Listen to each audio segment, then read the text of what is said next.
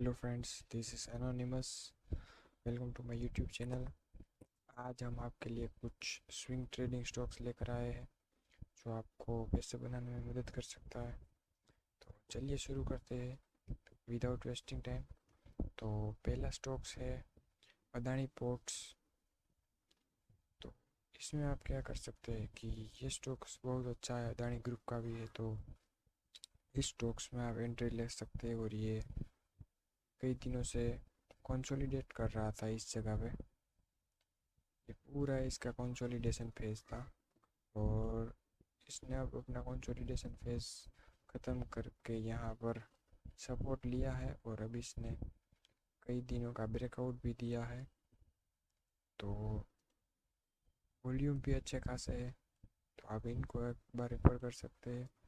तो अगर आप इस स्टॉक को बाय करना चाहें तो आप बाय कर सकते हैं।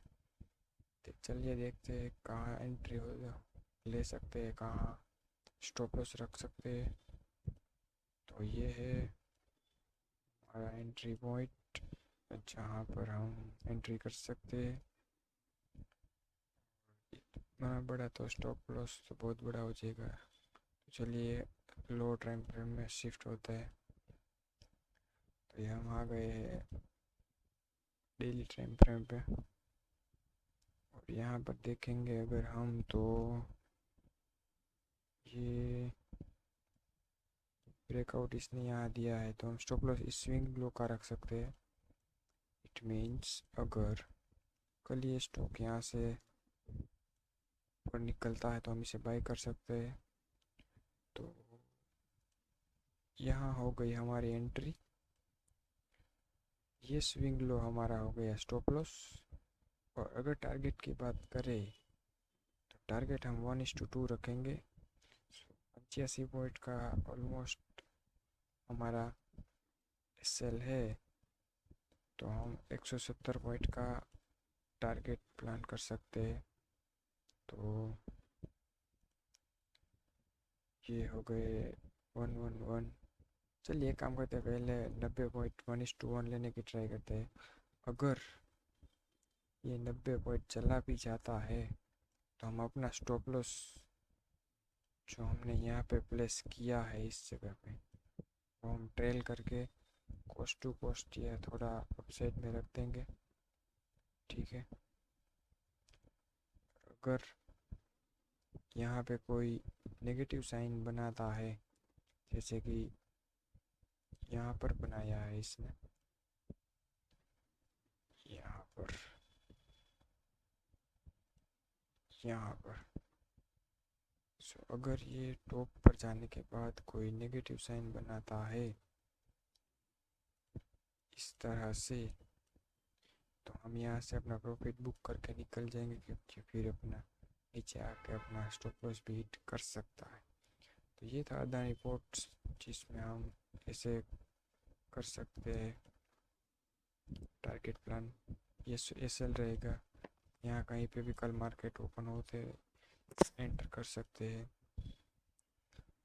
1:1 पहले लेंगे, फिर स्टॉप लॉस ट्रेल कर देंगे। तो ये हो जाएगा अपना अदानी पोर्ट्स के लिए। तो अगर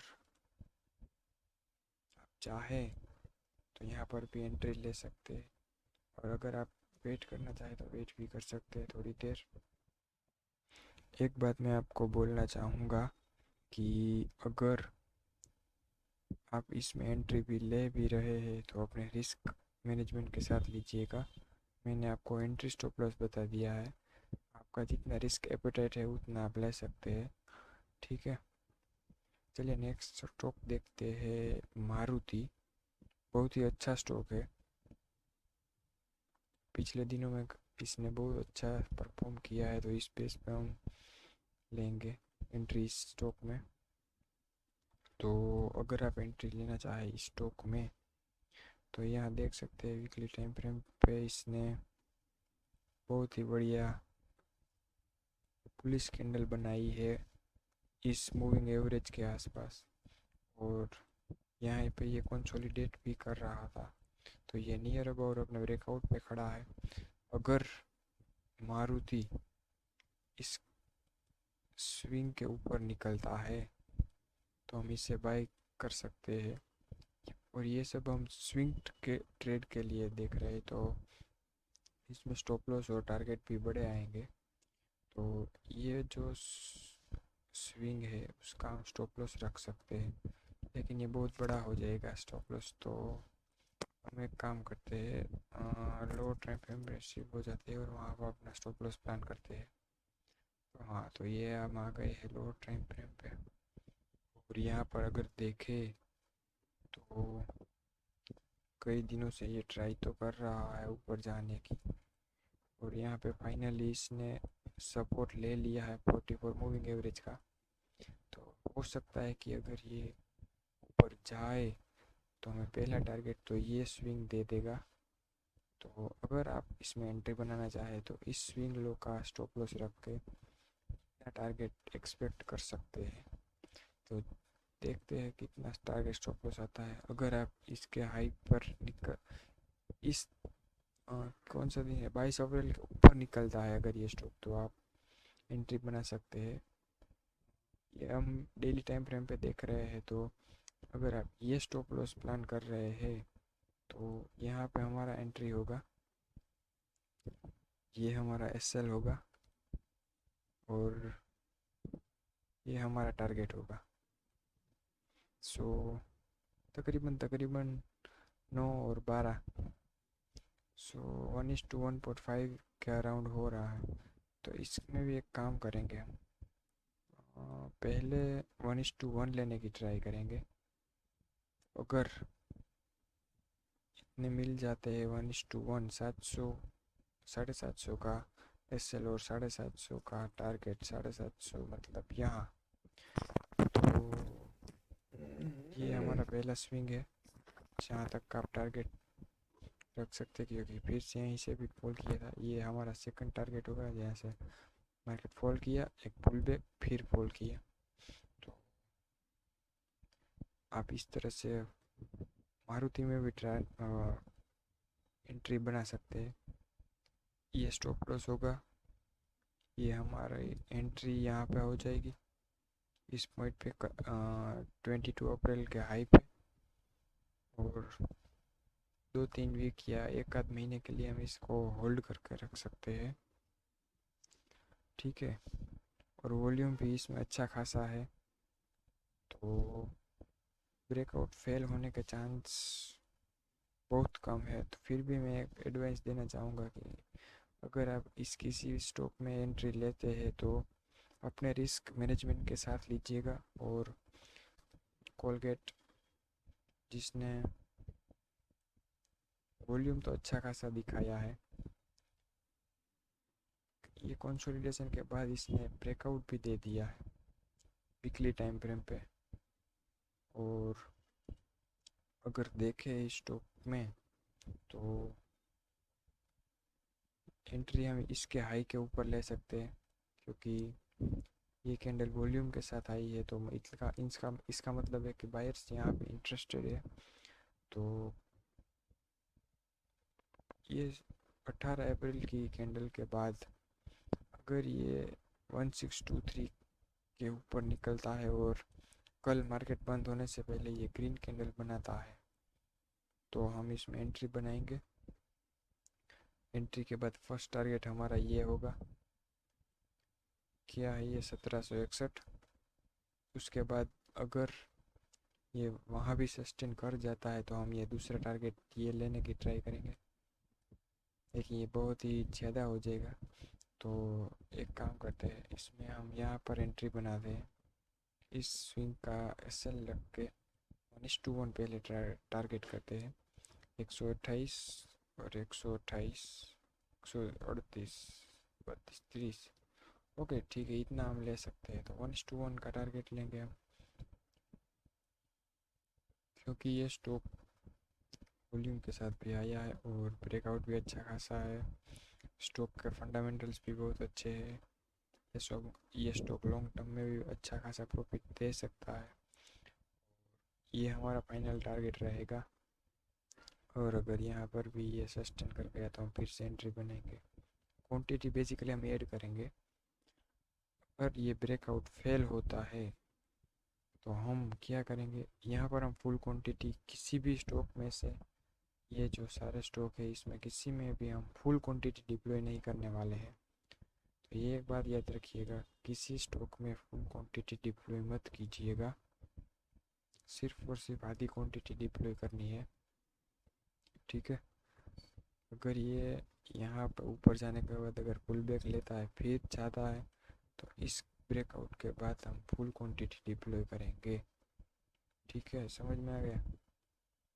तो ये था कॉल पर, फिर से बता दे रहा हूँ एक बार, इस हाई के ऊपर एंट्री होगी, ग्रीन कैंडल बनेगी, ये हमारा पहला टारगेट होगा।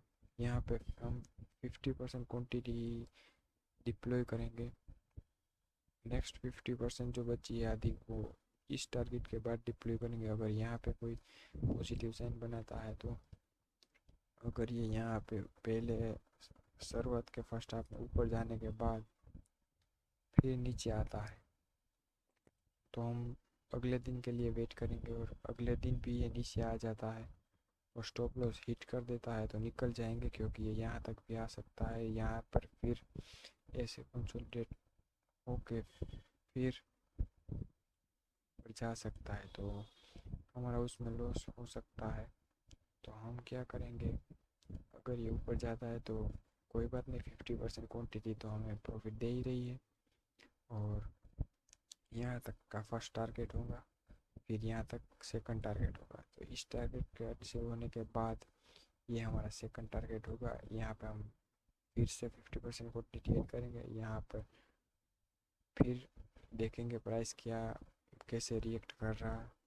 अगर ये बुलिश साइन दिखा रहा है तो यहाँ पर हम, और अगर आप क्वांटिटी ऐड करना चाहें तो क्वांटिटी ऐड कर सकते हैं वहाँ पर, वरना यहाँ पर आप प्रॉफिट अपना बुक कर सकते हैं। ये हम नहीं बता सकते कि ये कितने टाइम आएगा, ये 1600 से 1800 कल भी आ सकता है, एक वीक के बाद भी आ सकता है, और एक महीना भी हो सकता है।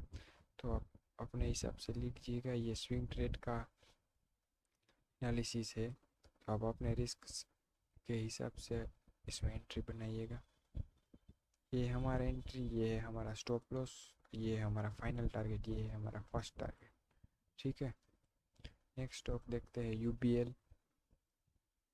यूबीएल अगर देखेंगे तो ये भी पिछले 10 दिन के वॉल्यूम से ज़्यादा है, तो ये वॉल्यूम के साथ आया है, 44 के ऊपर इसने क्लोजिंग दे दी है। अगर ये कल ट्रेंड कंटिन्यू करता है, ये इसका पहला रेजिस्टेंस होगा, तो 1546 के ऊपर हम इसको बाय करेंगे। 1600 का हमारा पहला टारगेट होगा। अगर यहाँ पे कोई ये नेगेटिव साइन बनाता है लोअर टाइम फ्रेम में 15 मिनट या 1 घंटे में, तो हम कौन अपना प्रॉफिट बुक कर लेंगे। अगर ये इसके ऊपर, इस स्विंग के ऊपर क्लोज कर देता है तो हम फिर से क्वांटिटी ऐड करेंगे, ये हम नेक्स्ट टारगेट रखेंगे, क्योंकि ये अगला उसका रेजिस्टेंस है। अगर ये इसके ऊपर भी निकलता है यहाँ पर प्राइस एक्शन बना के, हम यहाँ पर जाएंगे, ये हमारा फाइनल टारगेट होने वाला है। तो देखते हैं इसको डेली टाइम फ्रेम पे। ये मैं रिकमेंड इसलिए कर रहा हूँ क्योंकि इसने 44 मूविंग एवरेज के एग्जैक्टली ऊपर पूरे वॉल्यूम के साथ ग्रीन कैंडल बनाई है, तो ये स्टॉक मुझे लगता है परफॉर्म करेगा आने वाले दिनों में।